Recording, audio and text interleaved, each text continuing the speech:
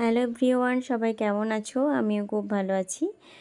আর আজকে বাগানে সকাল সকাল তোমাদেরকে কিছু জিনিসের সাথে একটু আলাপ করার, জিনিস না বলতে পারো, ওরা বাগানের আমার ছোট্ট ছোট্ট সদস্য। তো এই গাছটা কদিন আগে লাগানো হয়েছিল।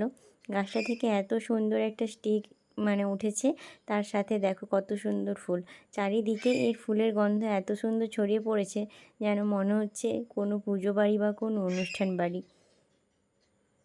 আর এর সাথে আজকে সকালবেলায় বাপি গাছ থেকে পেড়েছে আম, পেয়ারা, সেগুলো তোমাদের সাথে একটু শেয়ার করব। আর যেই আমটা পেড়েছে ওটা এখন বর্ষাকাল, আমরা জানি বর্ষাকালে আম হয় না, কিন্তু এটা আমাদের 12 মাসি আম গাছ।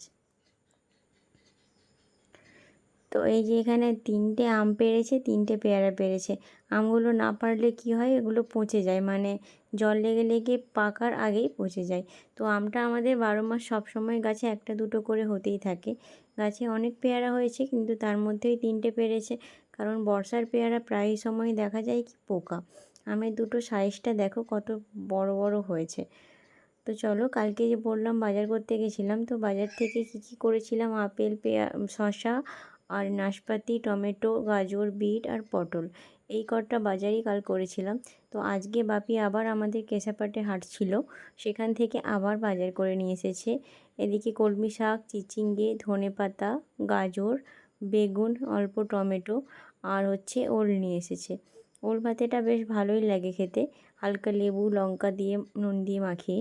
আর সাথে ছিল একটু মটন, আর সাথে ছিল মাছ, মাছ বলতে পমফ্রেট মাছ ছিল। এই বাজারগুলোই আজকে করে এনেছিল। তো দেখা যাক এবার মা কি রান্না করছে, সেটাই তোমাদের সাথে একটু শেয়ার করি। তো চলো, রান্নাঘরে এসে দেখলাম মা বিট, গাজর এগুলো হালকা করে ভেজে নিচ্ছে। খুব তেলে ফ্রাই করে না, জাস্ট একটু সেদ্ধ চাপা দিয়ে করে রান্না করে। আর এইদিকে পটল হবে, আর এইদিকে আর কি হবে আমি ঠিক জানি না, তো দেখাচ্ছি। তারপর এখানে পেঁয়াজি ভাজা আছে, মুড়ি খাওয়ার জন্য। পেঁয়াজি না, এটা মোচা দিয়ে পেঁয়াজ দিয়ে। আর এখানে আলু পেঁয়াজ কেটে রেখেছে। তো তার বোঝাই যাচ্ছে আজকে মাটন রান্না হবে। আর এই দিকে দেখো তোজো সোনা স্নান করবে, তো বাপি ওকে ধরে বেঁধে নিয়ে এসেছে। এখন একটু আদর হচ্ছে, আদর হয়ে ও স্নান করবে। দুষ্টু সোনা হাত আগে ওর যে মেশিন টাইপের না, হাত দিয়ে রোল করে ওর যা ক্লিন নোংরা থাকে সেগুলো একদম পরিষ্কার করে নেয়। দেখো কত সুন্দর করবে, বদমাশি করে স্নান করতে আসার আগে, কিন্তু স্নান করে নিলে ও কিন্তু একদমই বাড়ির বাইরে বেরোয় না, বাড়িতেই ঘরের মধ্যেই খাওয়া দাওয়া করে ওখানেই ঘুমিয়ে পড়ে। তো চলো রান্নাঘরের দিকে একটু যাওয়া যাক। এইদিকে মাটন কষা চলছে, একদম তেল তো দেখতে পাচ্ছি না, জাস্ট কষা কষা হচ্ছে। তো দেখা যাক। তো তোমরা কে কোথা থেকে আমার ভিডিওটা দেখছো অবশ্যই কিন্তু কমেন্টে জানিও, আর ভিডিওগুলো কেমন লাগছে সেটাও জানিও। আর তোমাদের বাড়িতে আজকে কী কী লাঞ্চে রান্না হলো সেটা কিন্তু জানিও। আর এখানে আগে থেকেই মা আলুগুলো ভেজে প্রেসারে দিয়ে দিয়েছে। তো হালকা মশলাতে জলও দিয়ে দিয়েছে, একটু ফুটিয়ে নিয়ে এরপর এটাকে প্রেসারের মধ্যে মা দিয়ে দেবে। তো এই পুরো মাটন রান্নার রেসিপিটা তোমাদের সাথে নিশ্চয়ই একদিন আমি শেয়ার করব।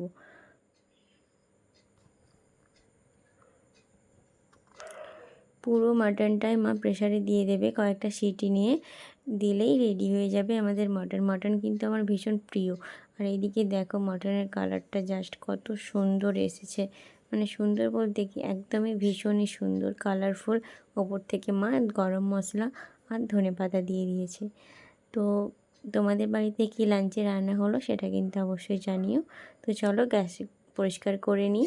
আর ভিডিওটা অবশ্যই লাইক করো, শেয়ার, কমেন্ট আর সাবস্ক্রাইব করতে ভুলো না। ভালো থেকো, বাই।